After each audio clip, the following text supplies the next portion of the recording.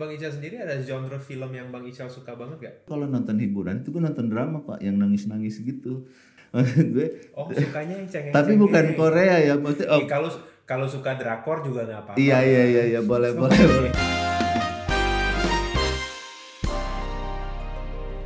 Selamat datang kembali di The Industry, presented to you by Oppo. Sebuah acara mingguan tentang segala hal yang berhubungan dengan industri perfilman Indonesia. Di mana saya, Arifin Putra, ngobrol dengan orang-orang berbakat yang memiliki passion yang sama dengan saya. Cinema. So without further ado, let's roll. Director of Photography atau DOP memiliki tugas untuk menghidupkan visi sutradara dengan penataan cahaya, pergerakan kamera, dan pemilihan warna yang tepat. Teman ngobrol saya kali ini adalah Ical Tanjung, an award-winning DOP yang memiliki bakat luar biasa dalam memberikan warna yang sangat unik untuk setiap film yang dipegangnya. Langsung aja kita ngobrol dengan Ical Tanjung lewat video call menggunakan Oppo. Halo Bang Ical, apa kabar? Halo Pak Arifin, kabar baik. Apa kabar juga Pak? Udah lama banget gak ketemu ya. Dipanggil Bapak lagi, nggak sampai Bapak juga sih. Bang Ical gimana? Sehat-sehat aja? Sehat banget. Alhamdulillah sehat. Sorry manggil Bapak karena emang kalau gue rekan kerja yang cowok gue panggil Bapak. Kenapa? Buat gitu, mau director, pemain, apa gitu. Ya kecuali pemain anak kecil nggak gue panggil Bapak. Dipanggil karakter biasanya, nama karakter di filmnya. Biasanya gitu. Biasanya gitu kan, kayak kita pernah syuting bareng, kayak gue manggil lo biasanya karakter yang lagi lo mainin gitu kan. Cuman karena ini lagi nggak syuting, kayak gue oh ya Bapak aja deh gitu. Iya. Enggak, iya sih. Kalau biasanya kalau syuting sesuai karakter. Bang, dengar-dengar ini kemarin aja baru selesai syuting sebuah film ya? Iya, kemarin baru selesai banget nyelesain sebuah film. Ya, film yang sempet udah agak lama dipersiapkan, sempet tertunda ke hold produksinya, terus akhirnya berusaha mencari cara untuk tetap bisa syuting dengan protokol atau apa ya, disesuaikan dengan kondisi yang sekarang lagi rame ini. Gitu kira-kira. Bang, atau Pak deh, kalau misalnya sekarang artinya kan baru selesai syuting nih, tapi sekarang kan kita masih di tengah pandemi. Nah, kalau buat Bang Ical sendiri syuting selama pandemi ini gimana? Maksudnya apakah was-was atau justru kayak ngerepotin atau apa sih yang Bang Ical rasain syuting di tengah pandemi gitu? Dipelajarin tuh, sama-sama belajar melihat situasi karena kita kan juga nggak ngerti banget lah, kita orang film gitu, terus ada penyakit terus yang wow ya kayak gitu sampai pada akhirnya kan banyak referensi protokol yang bisa kita pelajarin. Banyak industri dunia yang juga kan pasti sama tuh kayak yang kita alamin. Nah, berangkat dari referensi apa yang dilakukan industri dunia, kita pelajarin dari situ gitu. Jadi ada hal-hal yang bisa dilakukan, ada protokol-protokol kayak gini ya. Terus paling yang kita sesuaikan adalah momen kita di Indonesianya, momen di Indonesia, terus dikerucutin lagi film ke story yang mau kita bikin, momen yang mau kita bikin. Ini mungkin nggak gitu. Jadi layernya dari referensi, terus kita lihat kultur Indonesia kita, terus kita kerucutin lagi ke momen yang mau kita ciptakan, kayaknya mungkin deh gitu. Jadi kita tahu momennya kita gini. Jadi pada akhirnya dari semua referensi itu kita olah jadi sebuah protokol mengerucut untuk produksi kita. Jadi memang udah disesuaikan buat produksi kita. Jadi adjustment kayak misalnya kita harus di studio nih, harus di tempat yang lebih aman, di tempat yang lebih bisa kita kontrol. Nah, semuanya tuh di breakdown dan ternyata kayaknya mungkin dilakukan gitu berdasarkan diskusi bersama. Terus akhirnya makanya tetap dijalanin si produksinya. Ya gue cuman kebayang ya syuting di tengah pandemi ini kan pasti susah banget, tapi ngerti banget dan emang kadang ya kita udah nggak bisa nunggu lagi, jadi emang udah harus jalan, jadi kita coba menjalankan yang terbaik dengan apa yang kita miliki gitu kan. Nah, kalau itu kan Bang Ical saat ini. Nah, kita coba balik lagi ke awal. Mulainya Bang Ical masuk ke industri perfilman itu seperti apa sih gitu? Sebenarnya dulu pengennya tuh jadi kameramen news Pak.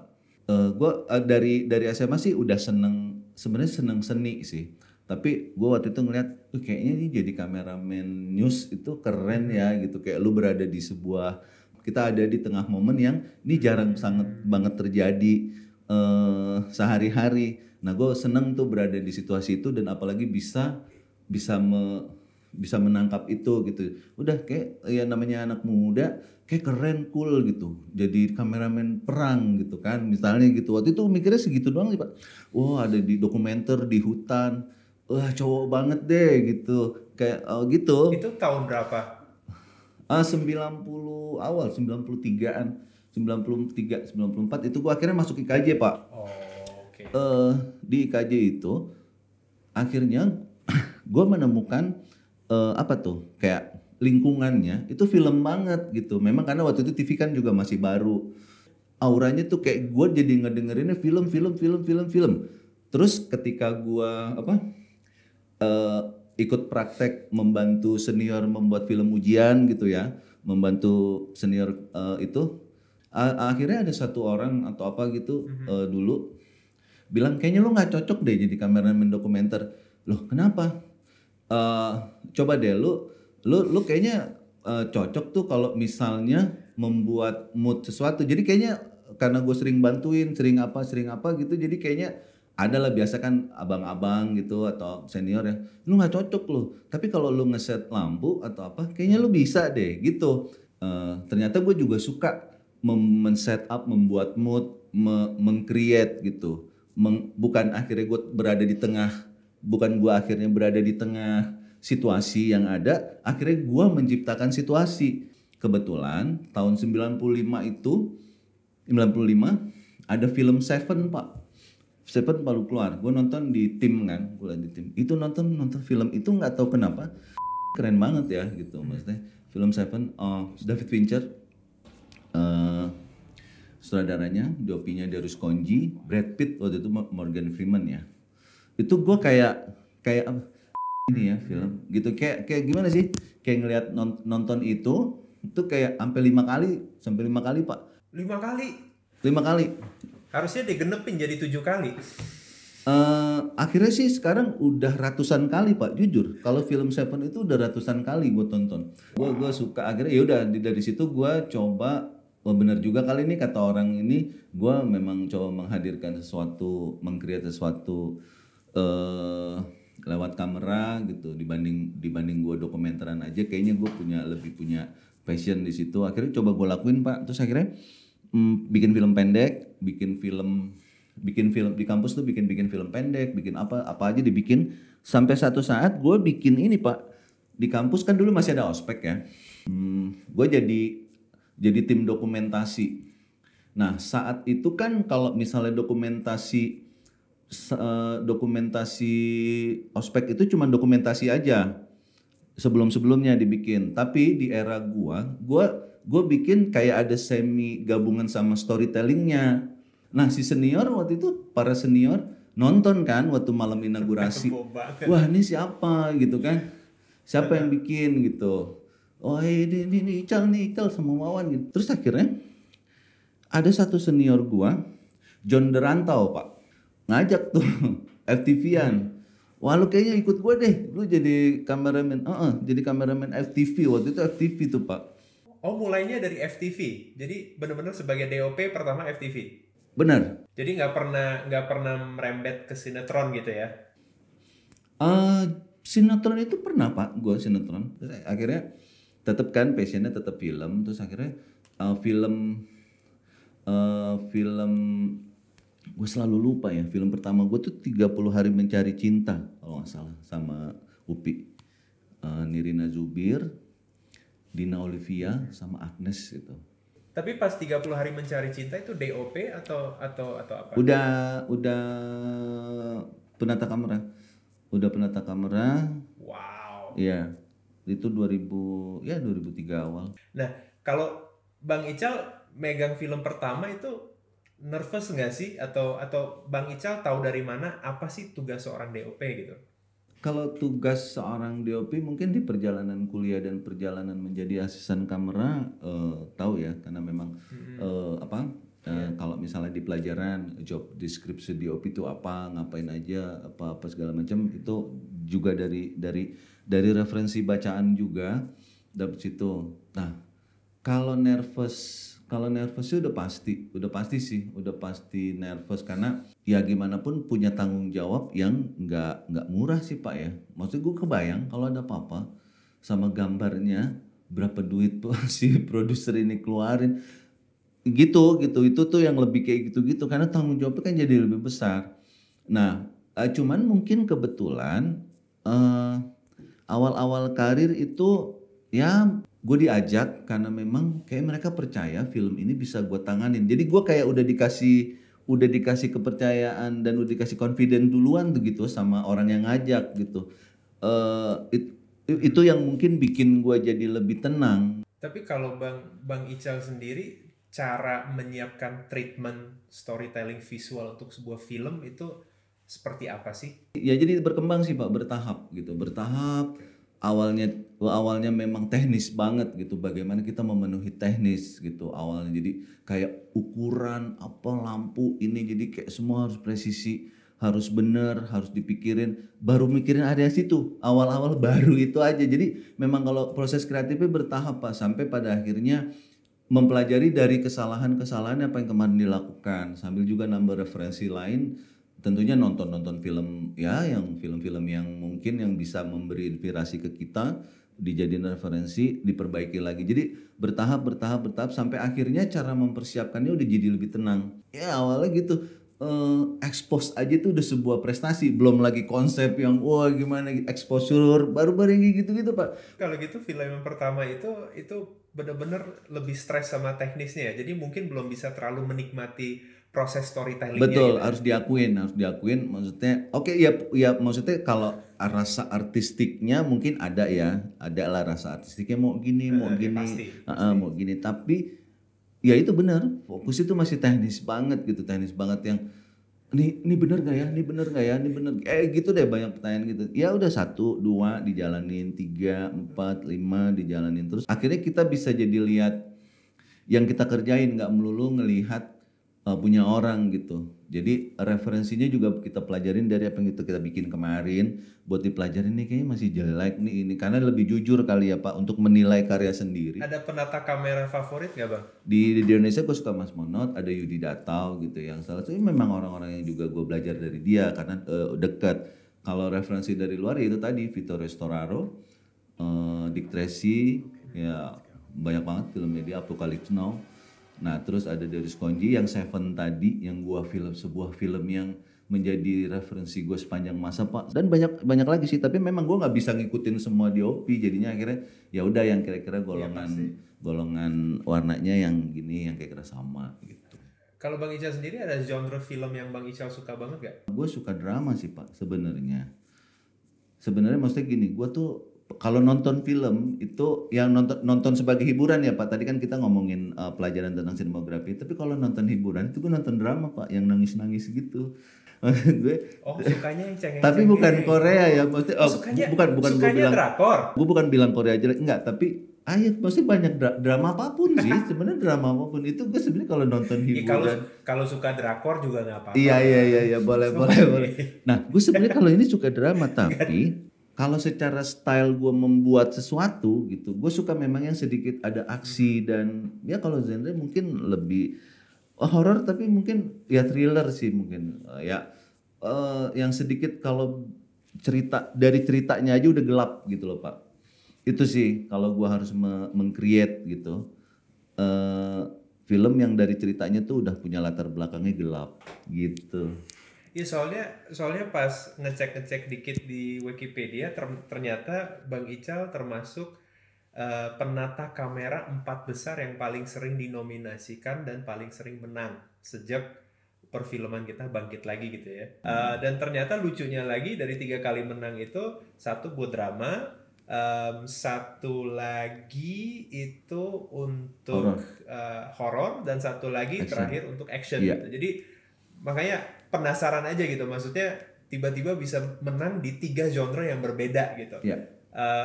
Itu Bang Ical gimana tuh caranya? Karena biasanya kan ada orang tuh di spesialis gitu kan, tapi Bang Ical kok kayaknya semuanya bisa gitu. Sebenarnya nggak semuanya bisa, tapi mungkin kalau bisa kita kerucutin lagi, Pak, itu semua latar belakangnya gelap sih. Maksudnya secara cerita dia udah gelap duluan, terus berhubungan sama dengan karakter lighting yang sedikit kontras, berhubungan. Jadi kayak oke, jadi gue bisa masuk gitu kehidupan yang memang rada-rada nggak terlalu terang benderang juga ya hidupnya gitu. Jadi kayaknya relate juga sama style lighting yang gue suka. Kalau gue suka banget yang adegan si Gundala kecil, si Abi kecil yang di gudang tuh, yang dia lagi latihan-latihan fighting tuh, itu lightingnya cakepnya minta ampun tuh. Itu luar Gundala biasa ya, banget. itu memang Iya. nungguin sih, itu nungguin. Gue mikirnya eh, adegan sebelumnya kan kayak lu bukan siapa-siapa, ada temen orang yang mau oke lu gue ajarin berantem. Ya mungkin kalau buat yang udah nonton gitu, lu gue ajarin berantem. Gue cuma ngerasa di situ abis itu harus ada energi gitu, harus ada hari yang baru berenergi. Ya gimana ya ngomongnya gitu, gue gimana ya secara visualnya gitu. Oke, kebetulan gue cek lokasinya apa, oh matahari nih, wah gue tes, oke. Ternyata kebetulan lokasinya juga memberi itu gitu, potensinya ada gitu. Oke, kita tungguin kalau ini jam 7 pagi, matahari yang keras gitu ngasih energi ke lu gitu, walaupun lu di interior gitu. Jadi ya itunya sih gue manfaatin, tapi basic berpikirnya adalah energinya dulu sih Pak gitu. Jadi bukan melihat wah ini keren nih kalau dikasih stral, tapi basicnya adalah yaitu basicnya adalah gue berpikir bahwa karakter ini dikasih energi baru, memulai hari baru, oh potensi lokasinya ada, gue tungguin waktunya. Gitu sih cara mikirnya sih kira-kira Oh, gitu. oke. Tapi kalau gitu itu idenya Bang Ical atau itu request dari Bang Joko juga?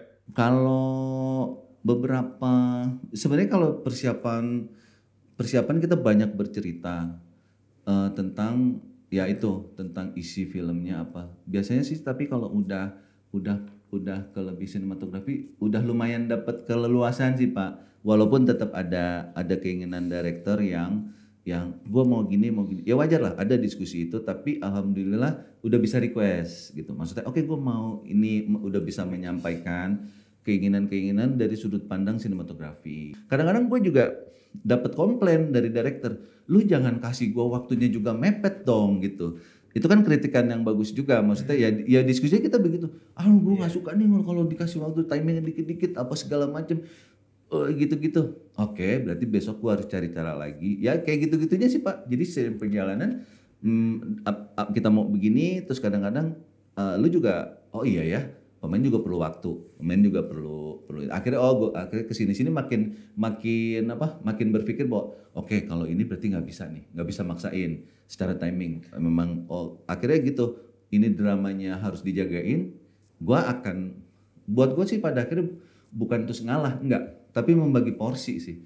Oke, ini perlu drama. Gue nggak akan terlalu ngotot dengan timing cahaya yang harus gitu, nggak gitu. Tapi kalau gitu kerjasama dengan satu sutradara untuk beberapa proyek jadi enak juga ya. Jadi ibaratnya kayak ada satu bahasa bersama gitu ya. eh iya sih, maksudnya mungkin mungkin jadi karena Iya sih. soalnya gimana? Gue juga bekerja sama yang lain juga gitu. Maksudnya bekerja dengan director nggak cuma Joko terus, tapi mungkin sekarang secara schedule ya memang yang ketemu sama Joko terus gitu. Sementara sama juga itu tadi Pak kan yang kita cerita di awal, memang kan nggak bisa misalnya ceritanya terlalu bright. Gue juga kadang-kadang nggak pede Pak gitu. Kalau nggak into banget kan kita nggak bisa takutnya nggak bisa ngasih yang sepenuhnya karena itu doang. Gue berusaha jujur, bukan mau bilang bahwa ini ceritanya nggak gue banget, bukan gitu Pak. Gue balik bahwa gue mampunya berpikirnya segini gitu. Belum pada akhirnya mungkin akan gue pelajarin. Gue sempet Pak berpikir kayak gue harus belajar Korea deh nih gitu, karena menurut gue dramanya keren banget. Nah kayak gue harus belajar lagi lighting gitu-gitu Pak gitu. Bukannya terus gue stop untuk bilang oke, style gue gini terus enggak. Iya, tapi makanya kalau waktu itu kan kita kerja bareng di Half-Worlds kan, Ya Half-Worlds HBO tuh. Nah, sama terus Foxtrot. abis itu kan Bang Ical juga menang juga tuh Asian Television Award kalau nggak salah gitu. Iya, iya, iya. Nah, setelah itu ada kayak beberapa tawaran di luar negeri gitu nggak? Ada. Siapa tahu bisa dapat drakor gitu kan. Ah, ada Pak, ada. Ada beberapa tawaran dari luar, maksudnya seiring karir, seperjalanan karir, ada beberapa tawaran dari yang bukan produksi Indonesia gitu ya. Tapi memang agak jarang sih Pak yang kesampaian. Ada yang gue suka, tapi schedule-nya nggak cocok gitu. Tapi ada aja sih, alhamdulillah tawaran ada aja itu. Dan gue selalu berusaha. Nanti Gitu. pasti didoain biar dapat drakor. Drakor. Iya, colongan tuh kalau bini gue lagi nonton, gue di belakang juga diam-diam nonton. Anjing keren juga ya. Tapi Bang Ical waktu itu yang 30 hari mencari cinta itu masih pakai film atau udah digital waktu itu? Waktu itu sebenarnya eranya masih era film kalau di 30-an Mencari Cinta. Cuman waktu itu ada teknologi yang udah bisa dari digital ke film.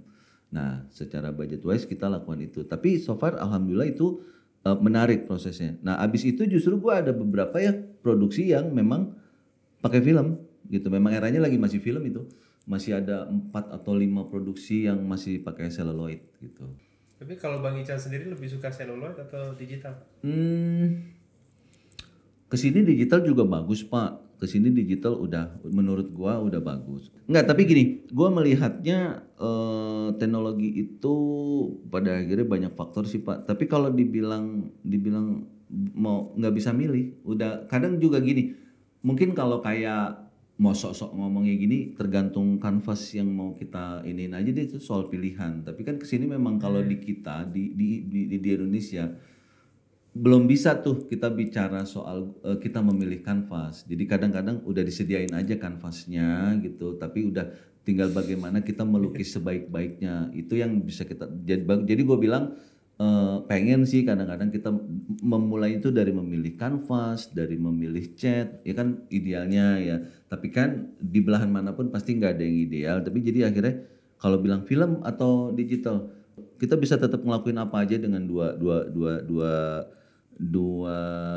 media itu. Kalau kayak Christopher Nolan kan selalu maunya film gitu. Dan benar format besar IMAX dia udah pasti itu. Ininya mendukung di kita tuh udah nggak bisa ada dapat tempat proses Pak. Gue juga kemarin sempat kepikiran minimal 16 mili gitu. Keren ya kali kotor untuk beberapa cerita yang gelap. Jadi prosesnya di mana dong kalau gitu? Di Australia. Wow. Iya. Jauh ya. Lumayan. Bahkan di Asia aja udah. Di Asia Tenggara tuh udah sulit Pak. Jadi emang udah rada keluar setahu gua gitu. Jadi ya udah.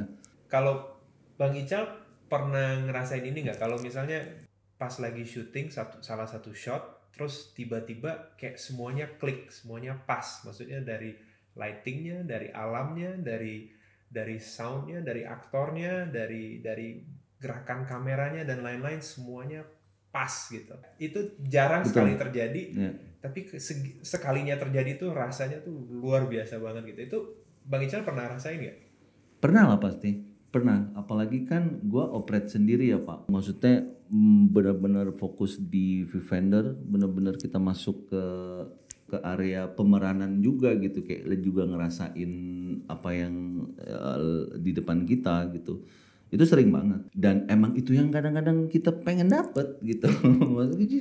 Kayak jadi kayak mempengaruhi psikologis kita ketika kita nggak dapetin itu gitu. Makanya mungkin oh iya ya gue ngerasanya gitu tuh nih kalau udah sakau terus kita nggak dapet gitu cuman emosi doang terus apa.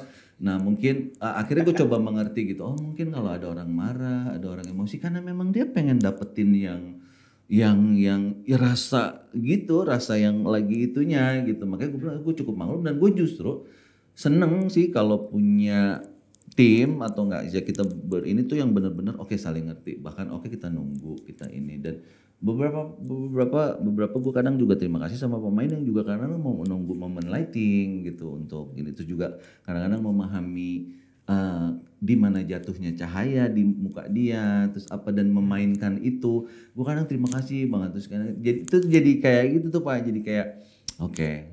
Itu tuh rasanya terpenuhi. Tapi masih ingat gak pertama kali ngerasain itu?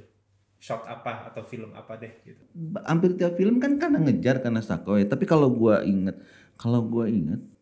sempet ada film Heart Pak. Ada film Heart itu gue nangis sih di Viewfinder. Nirina Zubir. yang film Hart sama Hani Saputra. Ya, kalau kita ngomong dulu ya, karena kalau kesini-sini kan maksud gue kita udah harus ngejar itu gitu. Tapi awal banget dapet rasa-rasa itu tuh, ya itu film kedua atau apa gitu pakai seluloid, terus kita masuk banget ke ini tuh yang sampai nangis gitu, terus yang dapet banget gitu. Terus gue juga ngelihat kayak udah dia titik lampunya pas menurut gue ya, walaupun mungkin nggak bagus orang ngeliatnya, tapi ya kalau kita ngomongin rasa pribadi ya di saat itu. Nah ketika lu udah punya dapetin rasa itu kayak pengen lagi ini lagi terus dan coba tetap dipertahankan itu, yaitu kesini-sini akhirnya kita ngejar terus bagaimana kita sama-sama kerja sama dapetin momen-momen itu gitu. Kayak misalnya gue tinggal malu tuh di Halpot tuh kan yang pakai jubah pakai itu gitu tuh, itu kalau tas lagi lu pas banget momen lu nengoknya lu apa gitu tuh gue yang wow gitu ya, kayak gitu lah maksudnya ya begitulah mungkin seharusnya membuat film gitu sama-sama menikmati. Hi, we want to take a quick moment to thank our sponsor Oppo for making the show possible. All video calls and also behind the scenes are shot on Oppo using the Oppo Reno 4 Pro. Salah satu hal yang saya perhatiin dari HP ini adalah bahwa HP-nya sangat enak digenggam di tangan. Nah, karena pilihan materialnya, gripnya juga sangat bagus. And now, back to the show. Tapi, Bang, kalau banyak film kan, mau di Indonesia, mau dimanapun juga, itu mereka sering banget kan ngejar kayak look-nya tuh Hollywood look gitu deh. Kalau untuk jelasin Hollywood look juga jelas susah ya. Tapi kalau menurut Bang Ical saat ini DOP di Indonesia tuh, atau mungkin Bang Ical juga ya, ngejar nggak sih Hollywood look itu, atau Bang Ical bilang enggak lah, udahlah kita udah punya cara kita sendiri, udah punya gaya kita sendiri gitu. Kalau misalnya terimbas sudah pasti gitu. Tapi gue bukan bilang ini Hollywood look atau apa gitu. Tapi ini memang gini, kalau misalnya keadaan situasinya seperti itu pasti akan mirip, karena ketika dramanya sama, cuman kita sesuaikan dengan kultur yang ada di kita. Nah, kalau misalnya konteksnya ke pertanyaannya bahwa udah mencapai itu belum kita, ya kalau gue sih jujur aja belum secara teknis ya. Secara teknis masih banyak yang jujur aja yang kalau budgetnya beda Bang. Ya, budgetnya beda. Justru di kita memang pelajarannya masih jauh. Tapi kesini sih gue nggak tahu apa karena memang eranya filmnya lagi mungkin kayak lebih realis ya kayak film-filmnya sekarang gitu ya. Secara gambar juga kayak lebih deket sama keseharian gitu, dan itu yang kesini juga makin susah untuk kita achieve gitu. Jadi gue liat kayak kalau film Indonesia sama ini ya tipis-tipis lah kalau dibilang look gitu. Tapi kalau gue pribadi sih gue ngeliatnya kebutuhan story-nya aja sih Pak. Jujur memang ya kita berkiblat lah, mau gimana ya, sejujurnya kita belajar banyak dari mereka gitu. Jadi ya harus kita akuin gitu. Ya minimal jadi referensi lah. Betul, begitu. Kalau aku lihat di IG-nya Bang Ical tuh ada tulisan Ical Tanjung ICS. ICS itu apa sih? Oke. Ya tuh banyak juga yang nanya tuh. Nah, jadi gini, di kita pada akhirnya para penata kamera ini mencoba berkumpul. Ide awal kita berkumpul adalah mengedukasi kita bersama. Mungkin kalau kita compare ke di Amerika ASC, jadi emang perkumpulan sinematografer yang ada di sebuah negara untuk berkumpul bersama, berkelompok, membicarakan hal-hal ya mau industrinya, mau pelajarannya, mau apa yang kita bisa lakukan lebih baik. Nah, karena itu terus akhirnya ada beberapa orang yang udah ya ini gue nggak tahu sih, gue dikasih aja jadi udah bisa diberi title itu seiring dengan mungkin pengalaman dan perjalanannya dilihat dari apa yang dihasilkan dan mungkin prestasi yang dijalani selama berkarir. Jadi gue kayaknya dikasih itu gitu, Ical Tanjung ICS. Nah sebenarnya kenapa itu harus ditulis? Itu juga gue buat lebih gini. Oke deh, gue terima ini, gitu Pak. Jadi gue efeknya ini kan gue ngomong apa yang gue rasain. Efeknya adalah ketika lu dikasih beban, kayak titel misalnya titel ya, anggaplah ini titel ya Pak. ICS titel gitu, kayak dokter gitu apa. Nah, gue terima aja, gue terima dengan harapan guanya juga jadi kayak punya beban untuk menjaga gitu.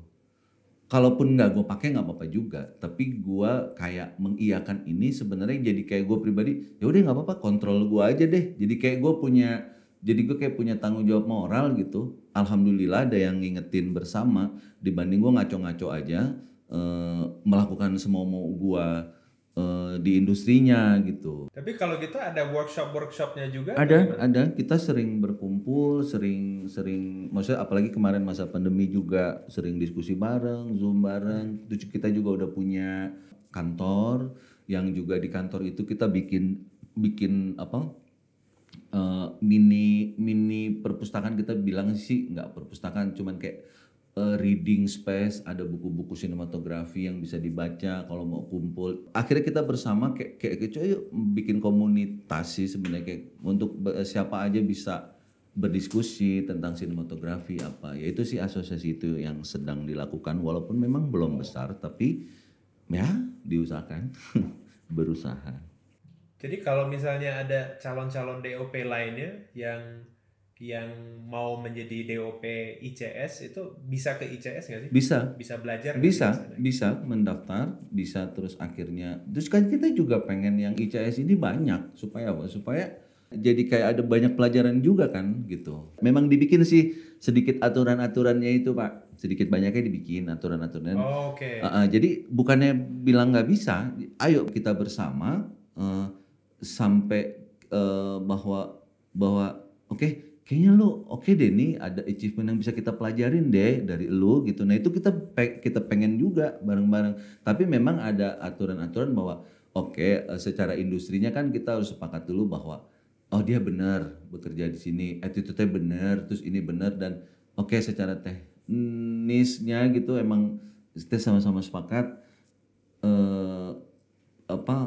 ya kita bicara standar industri lah, karena kan gimana pun kita ngomongin standar ya selalu ada standar gitu, standarisasi. Nah itunya gitu sih. Misalnya ada orang yang suka banget sama sinematografi gitu, dia pengen berguru ke ICS itu bisa ya? Bisa banget untuk mencari tahu, dan kayaknya udah ada Instagramnya juga. ICS tuh cukup aktif. Poin yang paling ininya sih sebenarnya memperbaiki orang-orang yang di dalamnya dulu sih. Tapi kan sambil juga kita memberi yang bisa kita beri.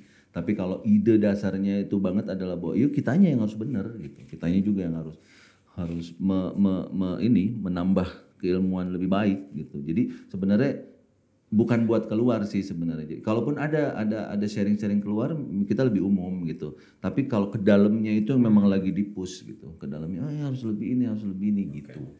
Nah, jadi kalau harapan Bang Ical sendiri ya, kalau harapan Bang Ical untuk ya industri sinema atau dunia sinematografi, apa sih yang masih perlu diperbaiki lagi gitu? Banyak ya. Gue jujur sih mungkin cara bekerja kita masih belum rapi dan bertanggung jawab. Itu yang paling basic dulu deh gitu. Kalau gue ini bisa jadi penilaian gue aja sih gitu. Jadi kayak udah kita rapi dulu sama misalnya. Kadang gini Pak, bukan masalah budget juga gitu. Jadi kayak kita mau bekerja, terus akhirnya kita udah menyukai sebuah pekerjaan, kita kasih semua effort yang kita punya untuk melakukan itu. Nah itu dulu deh menurut gue gitu.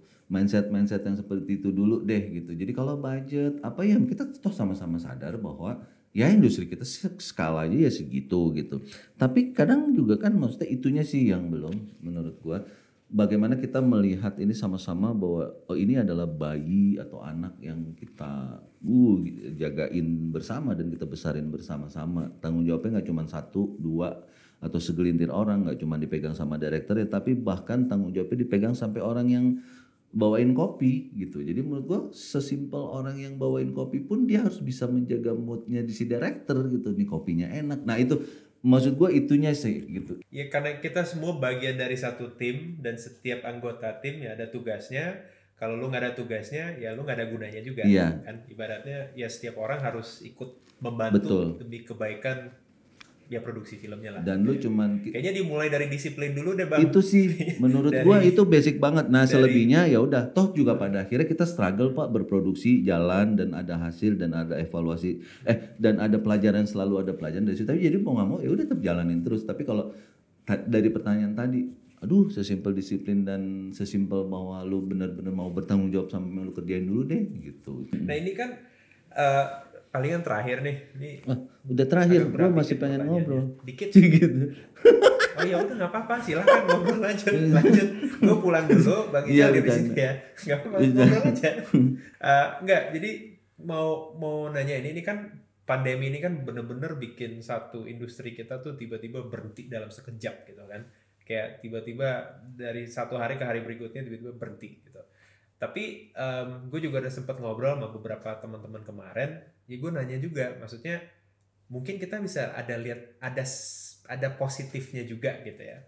Nah, kalau misalnya mungkin dari Bang Ical sendiri harapannya dengan adanya pandemi ini, ya mungkin buat kita semua nih sebagai pekerja seni ya, apa ya maksudnya pandemi ini mungkin bisa ada efek apa buat kita yang positif gitu. Harapan gue sih benar dari awalnya ini dibikin protokol, kan akhirnya lu mau nggak mau harus ngejalanin peraturan yang selama ini lu nggak pernah jalanin gitu. Harapan gue pribadi adalah ketika kita berkumpul membuat protokol soal bekerja tidak terlalu lama, disiplin kesehatan dan kan ketika ada protokol ada layer, ada batasan-batasan gitu, ada kedisiplinan yang harus dijaga ketat. Nah, menurut gua setelah pandemi ini, menurut gua ya bikin kita habis itu kita kayak gitu. Itu doang sih harapan gue. Jadi maksud gua ini mau nanti pandemi selesai, ya kita tetap bekerjanya begitu dengan jam kerja yang lebih terukur, semuanya lebih siap, semua lebih disiplin, semuanya lebih ya tahu mau berbuat seperti apa gitu. Dan memanfaatkan timing gitu loh. Oke, jadi sebenarnya pandemi ini mungkin ya bisa membawa perubahan positif juga buat kita ya. Harusnya sih, harus. Tapi beberapa bisa tinggal digeber lagi. Amin Pak, amin. Ya doa bersama sih gitu Pak. Doa bersama, amin. Bang Ical, thank you banget untuk hari ini, untuk interview hari ini. Banyak banget dapat ilmu-ilmu baru, luar biasa. Thank you banget untuk waktunya. Semuanya tetap sehat-sehat ya selalu ya. Semoga kita ketemu lagi di industri yang lebih sehat dan industri yang lebih seru. Gitu. Amin. Itu dia Ical Tanjung, DOP kelas dunia yang sangat apa adanya. Tidak pernah takut untuk mencoba tantangan baru dan ternyata suka dengan drama Korea. Who knew? Kalau kalian suka episode kali ini, jangan lupa untuk like, subscribe, komentar, dan juga jangan lupa untuk tekan tombol lonceng supaya kalian tidak ketinggalan episode selanjutnya dari The Industry presented to you by Oppo. You can also follow our socials right here. Thank you to all cinemites out there. Stay safe, stay healthy. Don't forget to wash your hands. Until we meet again, and that's a wrap.